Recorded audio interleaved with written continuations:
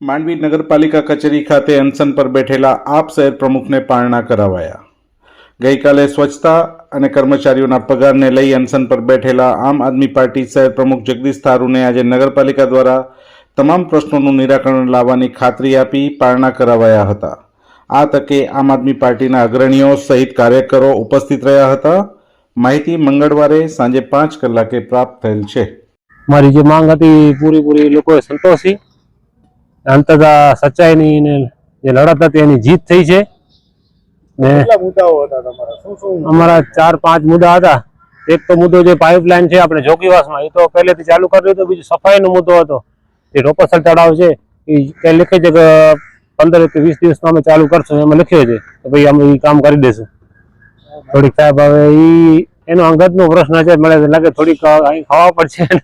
આપણે કહીએ ને કે આમ જુસ્સો હોય કે ભાઈ હું ના આવું, જો આ માંગો નહીં સંતોષાય તો વળી આગળનો આપણે એ જ કરશું અનશન કે ભાઈ કરો કામ અમારો, નહીં તો વળી પાછું અમે બેઠશું।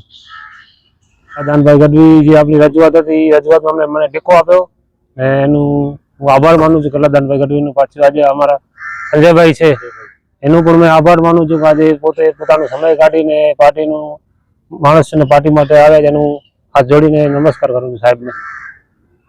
મારી સાથે અનશનમાં આપણા રમેશભાઈ ધેડા ને વિજયભાઈ સિરોખા બહેનો પણ આજે આવી હતી બપોર પાછળ ને અમને બહુ સાથ આપ્યો છે, એનો પણ હું આભાર માનું છું બહેનોને બધાનો। કુંભકર્ણની નિંદ્રામાં સૂતેલા તંત્રને જગાડવા માટે ગાંધી ચિંધ્યા માર્ગે જવાની અમારા આમ આદમી પાર્ટી શહેર પ્રમુખ જગદીશભાઈ અને એમના બંને સાથી મિત્રોને ફરજ પડી।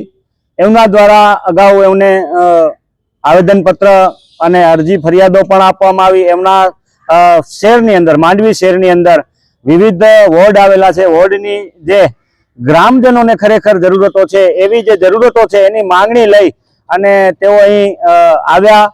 એમની માંગણીઓ સંતોષાણી નહીં એટલે એમણે ફરી એક આવેદનપત્ર સ્વરૂપે રજૂઆત કરી કે જો અમારા માંડવી શહેરને જે મેઇન જરૂરતો છે નળની, ગટરની, રોડની, રસ્તાની, પાણીની જે પણ જરૂરતો મેઇન હોય છે એ જરૂરતો નહીં સંતોષાય તો અમારે અનશન ઉપર બેસવું પડશે। એટલે 10 તારીખ એટલે કે ગઈકાલે 11 તારીખના એવો અહીં અનશન પર બેઠા અને આજે 36 કલાક ઉપર જે સમય થઈ ગયો છે ત્યારબાદ અમારા ગઈકાલે અમારા પ્રદેશ કાર્યકારી પ્રમુખ શ્રી કૈલાસદાનભાઈ ગઢવીએ પણ અહીં મુલાકાત લીધી હતી। આજે હું આવ્યો, અમે ચીફ ઓફિસર શ્રીને મળ્યા અને હેડ ક્લાર્ક શ્રી મનજીભાઈને પણ મળ્યા અને એક રોડનો જે પ્રશ્ન હતો એ બાબતે એમને પ્રમુખ શ્રીની પરવાનગીની જરૂરત હતી। ત્યારે નગરપાલિકા પ્રમુખ હરેશભાઈ વિંજોણાને પણ અમે ફોન કરી અને આ બાબતે જાણ કરેલી અને હવે એમને એમ લાગ્યું કે હવે અહીં લોકો વધતા જાય છે, આમ આદમી પાર્ટીના લોકો પણ બારેથી અહીં આવતા થઈ ગયા છે, એટલે ના છૂટકે એમણે જે એમની માંગણીઓ હતી એ માંગણીઓ સંતોષવા માટે પહેલા મૌખિક વાત થઈ અને ત્યારબાદ એમણે લેખિતમાં બાંહેધરી આપી છે અને બાંહેધરી હવે ફરી નહીં થાય તો અમે એમ કહીએ છીએ કે હવે દર વખતે ગાંધી ચિંધ્યા માર્ગે અનશન પર જવાની આપણે ફરજો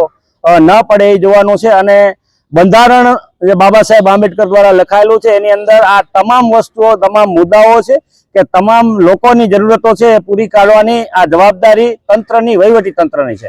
એટલે હવે આગામી સમયમાં વીર શહીદ ભગતસિંહના માર્ગ ન અપનાવવા પડે, ગાંધી ચિંધ્યા માર્ગ પછી શહીદ ભગતસિંહના માર્ગે ન જવું પડે એની નોંધ તંત્ર લે અને જે બાકીના કામો રહી જાય છે કામો તાત્કાલિક પૂર્ણ કરી આપે અને માંડવી શહેરની સુંદર વ્યવસ્થા કરી આપે એવી આપ મીડિયાના માધ્યમથી પણ અમે અહીં અપીલ કરીએ છીએ।